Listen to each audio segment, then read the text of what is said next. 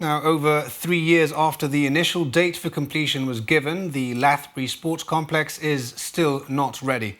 With the upcoming Commonwealth Games taking place in Birmingham as from the end of July, Gibraltar's elite athletes are still not able to use facilities which were initially meant to be available to them ahead of the 2019 Island Games.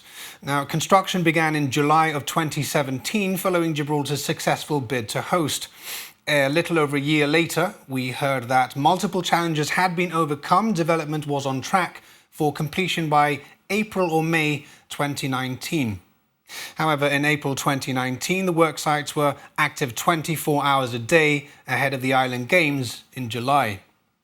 Come July, the Games took place in incomplete facilities considered Games ready, although the government said they would be completely finished by the end of the summer, then the end of the year.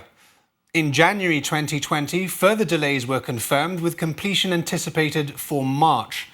In March 2020, Gibraltar went into lockdown.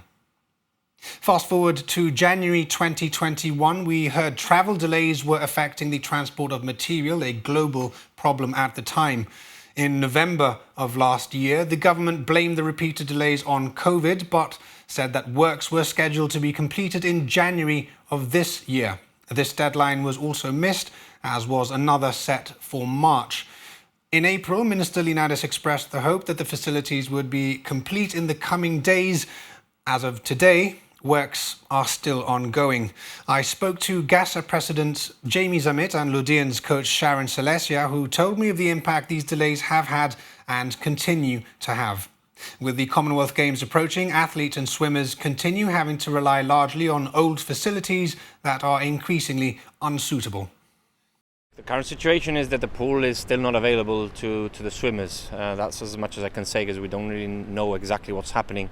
Hopefully we will be updated by the Minister soon enough. I think we have an audience with him this week. So hopefully we'll have some good news, not just for swimmers but for the athletes who are also in the same location. We are looking ahead now to the Commonwealth Games. How will this have impacted their preparation? Look, it goes without saying, right? I mean, again, COVID has impacted everyone, not just in this world of sport, but in all walks of life, right? We have never had an Olympic-sized pool in Gibraltar. It's always been a short course.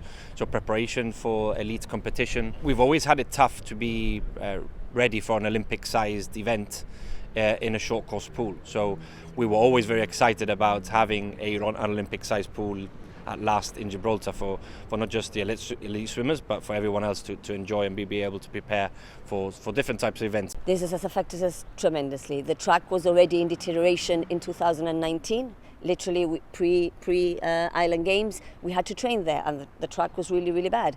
And they gave us a track last minute, so we couldn't even try the new track before the Island Games. And then from that, nothing's been done on that track. The track has got worse and worse. Every time there was a GFA match, it's been cracked after they have the certain things that has to go around it for international matches. And the kids haven't been able to compete. We've only been able to rely on controls in Spain. So we haven't been able to do time trials for them. How do you expect them to get to a qualifying standard, and more specifically this year, for a Commonwealth Games? Even with the backdrop of COVID, which has already impacted the preparation of our swimmers, the fact is that we've got the Commonwealth Games around the corner in July, and it seems they're not going to have much time, if any at all, to train in an Olympic-sized pool, whereas everyone else attending the Commonwealth Games obviously do have that. So, look, it does impact. It's a negative impact. So hopefully, look, we are where we are, and we just want to try and give the swimmers and the athletes the best opportunity they can to reach the top level. I mean, we've got to the point now that with the little bit that's available, we need to pay an insurance with a certain limit of kids to be able to go up and train in Lathbury, when the weather is good. No, the facilities won't be ready at Lathbury, and the only reason I'm not using, we can't use the Victoria Stadium, and this is not the first time. I can show you between 2019 and now, we've had about 10 cancellation of block allocations of 4 days, 5 days. In this case, I've already got an email from GFA saying that we cannot use the track from the 31st of May to the 14th of June.